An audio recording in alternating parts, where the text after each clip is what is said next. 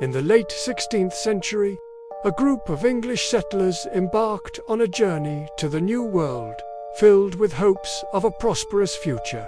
But what they found was a destiny shrouded in mystery. In 1587, 117 men, women, and children crossed the treacherous Atlantic to establish a new life on Roanoke Island. 3 years later, they had vanished without a trace, leaving behind only a single, cryptic word carved into a wooden post, Croatoan. For over 400 years, this enigma has captivated historians, archaeologists, and storytellers. Where did they go? What became of England's lost colony? This is the story of their disappearance, the clues they left behind, and the enduring quest to solve America's oldest unsolved mystery. The Roanoke colony was more than just an adventure. It was a strategic move by England to challenge Spain's dominance in the Americas. Backed by Sir Walter Raleigh, this was the nation's first serious attempt at a permanent settlement.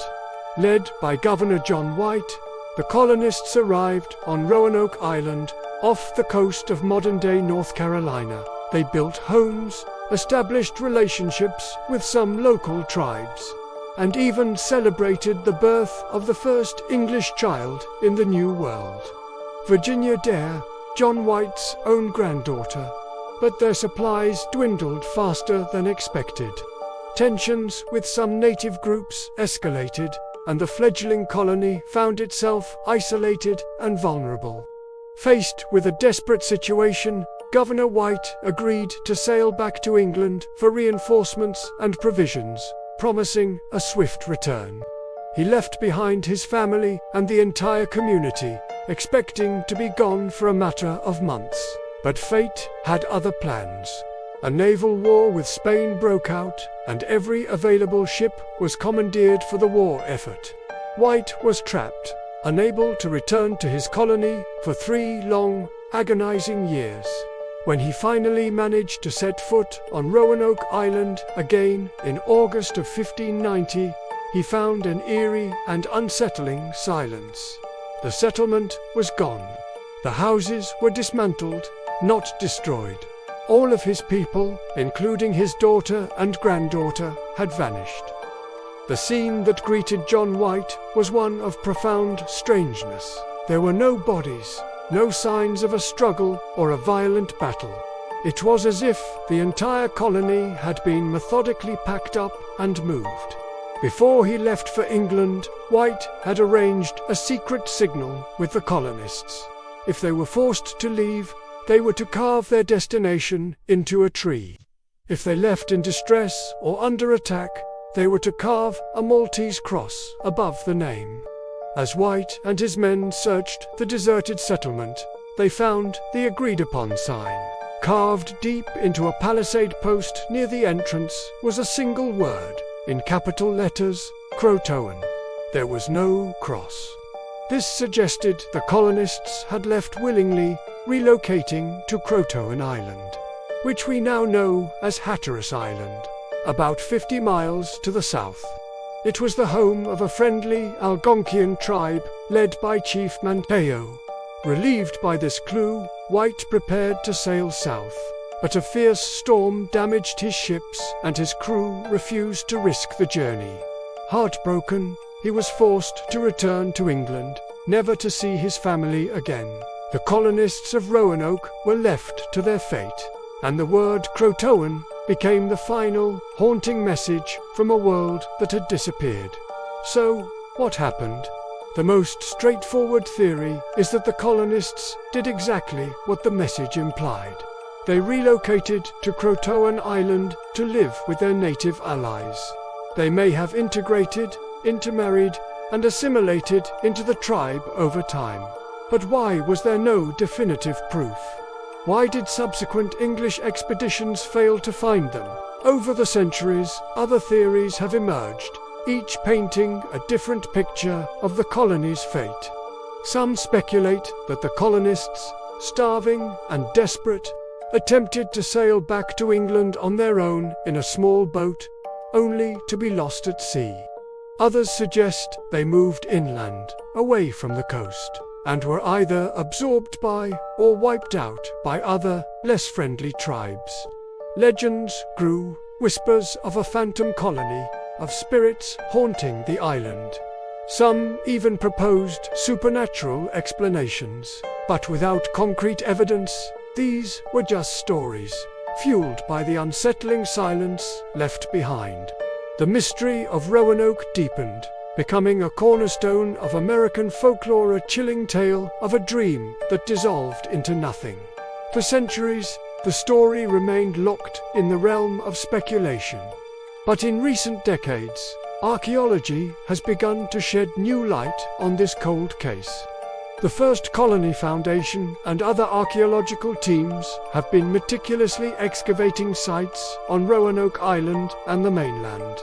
Their patience has paid off. At a location now known as Site X, about 50 miles inland, archaeologists uncovered a fascinating collection of artifacts. They found shards of English pottery, specifically a type called Surrey Hampshire border, ware, dating precisely to the Elizabethan era of the colony. Alongside it, they unearthed fragments of iron tools, a hook used for stretching animal hides, and even part of a flintlock mechanism from a small pistol. This site, located at the confluence of the Chowan and Roanoke rivers, was a known Native American town called Meta. The discovery of these English items suggests a small group of colonists may have lived there, assimilated into the native community. It doesn't account for all 117 settlers, but it provides the first tangible evidence that some of them survived and moved inland. This hidden fort, secretly marked on one of John White's own maps, might just be the key to where they went. The archaeological clues point to one compelling possibility: survival through assimilation. The story of Roanoke may not be one of a tragic demise, but of a remarkable transformation. This idea is supported by the oral histories of several Native American tribes in North Carolina. The Lumbee people, in particular, have a long-standing tradition that their ancestors included the Roanoke settlers. For generations, they have passed down stories of light-skinned, fair-haired ancestors who came from the east. In the 18th and 19th centuries, explorers reported encountering natives with grey eyes and a familiarity with the English language. Could these be the descendants of Virginia Dare and the other colonists? It's a powerful and deeply human idea. Instead of vanishing, perhaps the colonists simply became part of a new people, their English identity gradually blending into the rich cultural tapestry of the New World. Their story didn't end. It just became part of a different one. They weren't lost. They were found in a way no one expected. Their legacy might not be in a ruined fort, but in the living DNA and cultural memory of the people who call that land home today. Despite these tantalizing clues, the full story of Roanoke remains elusive. Modern science continues to probe the mystery, seeking definitive proof. DNA analysis is a promising but incredibly complex avenue. Researchers hope to compare genetic markers from modern descendants of local tribes with DNA from European populations to find a genetic link. But after 400 years of intermarriage, tracing those specific lines is a monumental task.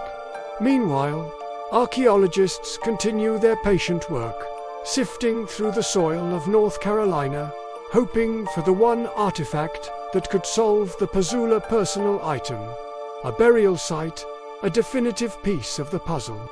Yet, the lack of a final answer is part of what makes Roanoke so enduring. It represents the precariousness of beginnings, the vastness of the unknown, and the humbling reality that some parts of history may be lost to time forever. It stands as the first and perhaps the greatest mystery of America, silent testament to the courage, hopes, and ultimate fate of those 117 souls. The ocean that brought the settlers to Roanoke continues to guard their secrets, but every so often it offers a whisper from the past.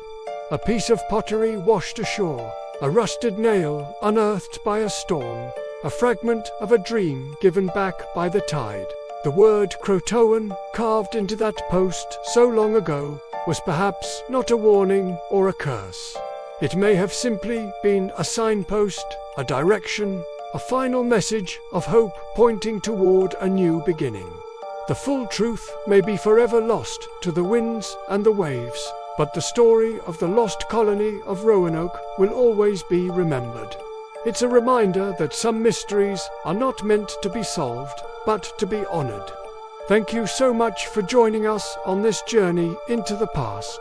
If you're fascinated by the stories that time has tried to bury, make sure to subscribe and hit that notification bell. We have many more mysteries to uncover together.